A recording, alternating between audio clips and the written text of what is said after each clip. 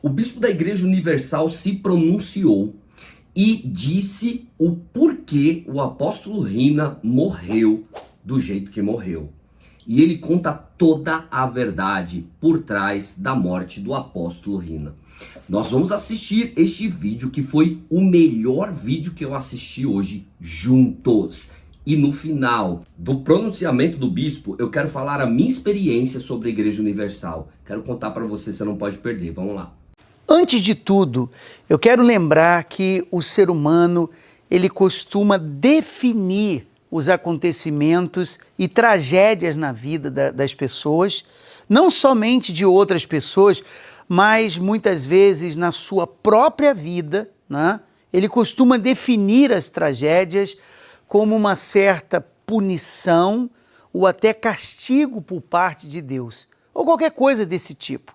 As religiões, por exemplo, elas são cruéis, as religiões crucificam e condenam em vida, e só honra a pessoa, ou só reconhece e honra na hora da morte.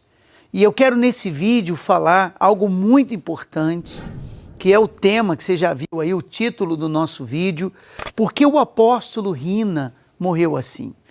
E você vai aprender algo que vai acrescentar na sua vida espiritual, e esse é o nosso objetivo, tá? Eu gostaria que você acompanhasse o vídeo até o final para você aprender.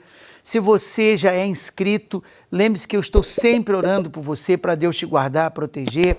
Se você ainda não se inscreveu no nosso canal, só clicar aqui embaixo, se inscrever, não paga nada. Vai aparecer do lado do sininho de notificações, ative ele para você ser lembrado dos próximos vídeos e meditações que nós estaremos postando aqui, e não deixe de dar o seu like, que é muito importante.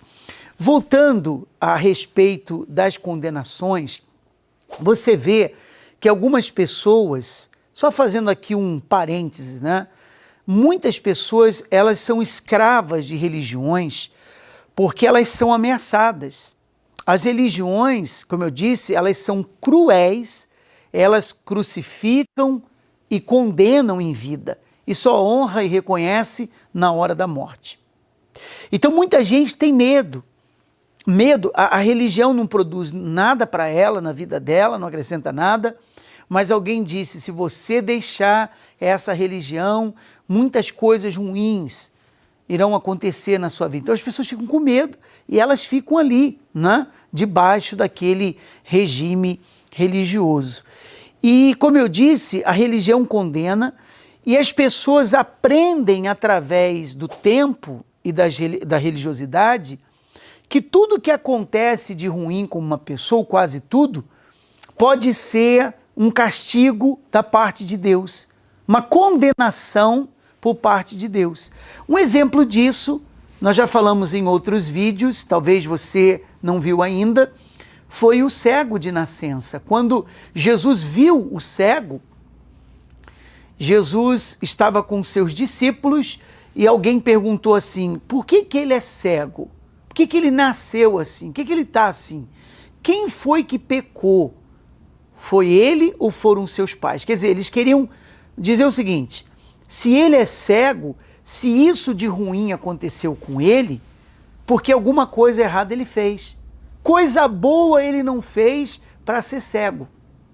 Essa era a mentalidade que eles tinham, que é a mentalidade de muita gente. Se acontece uma coisa ruim com a pessoa, todo mundo pensa assim, tá vendo? Bem feito. Talvez não fale, né? Mas bem feito que aconteceu isso. Isso aí foi um castigo de Deus, principalmente os haters, principalmente as pessoas que eram insatisfeitas ou são insatisfeitas com aquela pessoa. Então, quando acontece coisas desse tipo, é um pensamento religioso. Alguém perguntou, ele é cego, ou ele fez alguma coisa errada, ou ele nasceu cego porque os seus pais fizeram alguma coisa errada. Quer dizer, mostrando o seguinte, ele estava sendo punido por algum motivo. Só que, o que eu quero abrir o seu entendimento e a sua visão sobre isso, tá? Que nós, como servos de Deus, e quando você pensa como um servo de Deus e você analisa os servos do passado, inclusive os apóstolos do Senhor Jesus, a maneira que eles morreram, você vai entender muitas coisas. Você vai entender. E esse pensamento religioso, caso exista, vai cair por terra. Vou dar um exemplo a você. O apóstolo Paulo, ele foi um grande homem, usado por Deus, um instrumento na mão de Deus. E como foi que ele morreu? Ele morreu decapitado. Decapitado. Veja que tragédia. Como pode um homem, um servo de Deus, que pregou a palavra, que anunciou o evangelho da salvação, que salvou tantas pessoas, ter um fim trágico como esse? Será que o apóstolo Paulo não estava bem com Deus? Será que o apóstolo Paulo estava fazendo alguma coisa errada que nós não sabemos e Deus deixou ele ser decapitado? Uma dúvida aí. O que você acha? Entende? Você deve refletir. Uma coisa não tem nada a ver com a outra. O apóstolo Pedro, você sabia que a igreja do Senhor Jesus começou com Pedro? Jesus havia profetizado isso. Jesus disse: tu és Pedro, que significa pedra, e sobre ti edificarei minha igreja. Como foi que Pedro morreu? Qual foi o fim de Pedro? Pedro foi crucificado de cabeça para baixo. Olha só como ele terminou. Estevão, anunciando a palavra, foi apedrejado até a morte. Está lá em Atos, capítulo 7, versículo 58. João Batista que anunciou o arrependimento às pessoas, batizou tanta gente, salvou tantas pessoas. Como que ele terminou? Ele foi decapitado. Mateus, capítulo 14, versículo 8. Eu posso ler para você, não custa nada. Capítulo 14, versículo 8.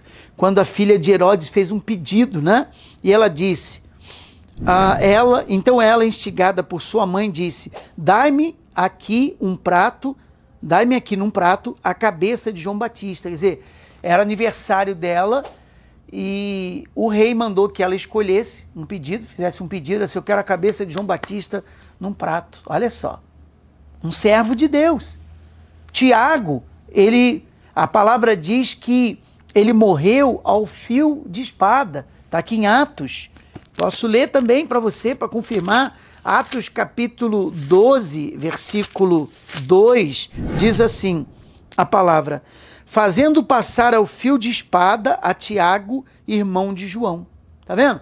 Então assim, os homens de Deus foram morrendo, tiveram esse fim. O que eu quero dizer com tudo isso? O significado da morte não tem influência no espiritual. Não tem influência. Raras as exceções. Não existe influência. Você vê que a palavra diz lá no livro de Salmos, Salmos 116, versículo 15. Salmo 116. Você pode depois marcar aí para você ler se quiser. Ele diz assim: preciosa é aos olhos do Senhor a morte dos seus santos. Aí eu pergunto, voltando um pouquinho, foi preciosa aos olhos de Deus ver o apóstolo Paulo ser decapitado? Uau, que Deus cruel esse! Foi preciosa a morte de Pedro crucificado de cabeça para baixo? Foi preciosa ver Estevão? Foi uma coisa preciosa ver a morte de Estevão sendo apedrejado? João Batista sendo decapitado? Tiago morrendo à espada? Filipe enforcado? Quando nós lemos aqui: preciosa é aos olhos do Senhor a morte dos seus santos, significa não essa morte física, não, mas a passagem da morte física para a eternidade. Deus, ele se alegra, é precioso receber um servo dele. Como a pessoa morre, não faz diferença. Tá? O maior problema é esse. Os problemas de todos, você vê que as pessoas consideram muito tipo de morte que às vezes a pessoa tem. E isso não está em questão. Você sabe que os problemas pessoais da pessoa, por exemplo, o apóstolo Rina, eu não o conheci pessoalmente, mas eu tenho amigo que conheceu ele, amigos, e eu tenho um amigo especial que disse que ele era uma ótima pessoa. Aqui não está em questão os problemas pessoais do apóstolo, se ele estava certo, estava errado, nada disso. O que eu estou falando é o seguinte: foi uma pessoa que Deus usou ele para levantar e abençoar muitas pessoas que foram abençoadas através dele. E como ele terminou, não significa absolutamente nada. Não tira dele o seu crédito de homem de Deus, de pessoa de Deus. Não condena ele absolutamente nada, porque os apóstolos do passado morreram tragicamente e eram grandes servos de Deus e foram recebidos com alegria, porque Deus tem prazer na morte dos seus santos. Mas ele não diz que tipo de morte. Ele deveria falar: eu tenho prazer em quem morre dormindo. Não, morte é morte, é ou não é? Tem servo de Deus que morre de câncer. Puxa, morreu de câncer, morre de acidente, etc, etc, etc. Então o que eu quero dizer é o seguinte: jamais condene ou julgue uma pessoa pelo o fim que ela teve. Com exceção, a pessoa não quis Jesus, rejeitou Jesus, aí é uma outra história, né? Mas oremos, em vez de você julgar, criticar, vamos orar pelos familiares, orar pelos filhos do apóstolo Rina, orar pela sua esposa, pela sua família. Esse é o nosso trabalho.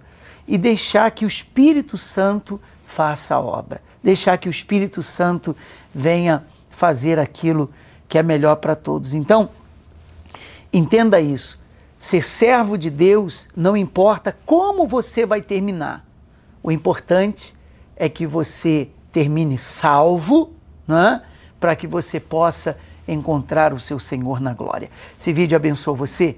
Então, clique aqui, dê o seu joinha, gostei, para que esse vídeo chegue até outras pessoas. Compartilhe esse link com outras pessoas. Vamos abençoar outras pessoas. E não deixe de escrever aqui nos comentários o seu nome, ponha na frente. Eu vou para o céu. Te surpreendeu, né? Bispo da Igreja Universal, Bispo Márcio, falando aí a verdade, que com certeza é a verdade da palavra de Deus. Mas olha, eu quero falar a minha experiência na Igreja Universal. Quero falar um pouco até sobre o Bispo Márcio, que foi uma bênção na minha vida em muitos momentos. Eu não sou pastor da Igreja Universal, mas eu quero desmistificar algumas coisas aqui sobre a Igreja Universal. Às vezes eu posto alguns vídeos e as pessoas detonam a Igreja Universal, o Bispo Edir Macedo. E eu quero falar sobre o Bispo Edir Macedo e o que aconteceu comigo na Igreja Universal. Eu fui criado na Igreja Assembleia de Deus e eu sempre aprendi que nós tínhamos que aceitar a dificuldade, a provação, o sofrimento como algo comum na nossa vida e que nós não podíamos lutar contra aquilo. Então eu vivi a minha vida inteira de sofrimento durante muitos anos. Hoje eu estou com 43 anos. Eu vivi assim no sofrimento e sem acreditar na prosperidade, né? Porque a gente aprendeu, e eu vejo muitas pessoas comentando aqui que é errado, que é pecado buscar melhorar de vida. E as pessoas criticam muito a Universal porque ela prega ao contrário. Ela prega que você precisa buscar melhorar de vida, que quando você entrega a sua vida para Jesus, tudo muda. E eu quero desmistificar algumas coisas aqui. Não é só sobre isso que a Igreja Universal prega. Por exemplo, eu continuo indo nos cultos da Igreja Universal. Em todos os cultos que eu vou, prega sobre salvação, arrependimento de pecados, como em nenhuma outra igreja. Eu nunca vi uma igreja evangélica pregar tanto sobre pecado, contra o pecado, como a Igreja Universal. Eu nunca vi uma igreja evangélica pregar tanto sobre arrependimento como a Igreja Universal. Eu nunca vi uma igreja orar tanto como a Igreja Universal. Por exemplo, eu vou todos os sábados de manhã, no culto da manhã. Eu moro próximo do Templo de Salomão, é por isso que eu vou sempre, porque um pastor precisa também receber, precisa ser pastoreado. e eu não me importo com placa de igreja, mesmo eu não sendo de lá. E eu vou no jejum das causas impossíveis e sou ministrado de uma maneira sobrenatural, e eu gosto de ir porque é muita oração.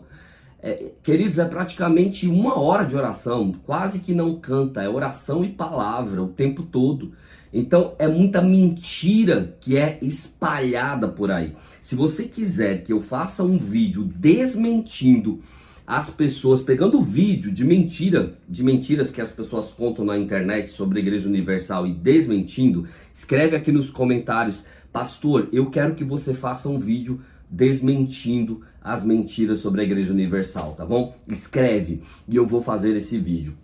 Deus transformou a minha vida na Igreja Universal. Eu tinha depressão, síndrome do pânico, eu estava para virar mendigo. Então assim, foram muitos testemunhos. Você quer que eu conte os testemunhos detalhadamente? Eu posso fazer um vídeo sobre isso. Se você quiser, é só pedir. Eu te agradeço por chegar até aqui no final desse vídeo. Eu vou deixar agora aqui acima 2 vídeos abençoados para você. Esse aqui, ó, vídeo de um testemunho poderoso. Você tá lendo o título, é um testemunho poderoso. Ou esse aqui, você pode clicar no vídeo da Jamília, a volta dela para a igreja, tá bom? Deus te abençoe e até o próximo vídeo.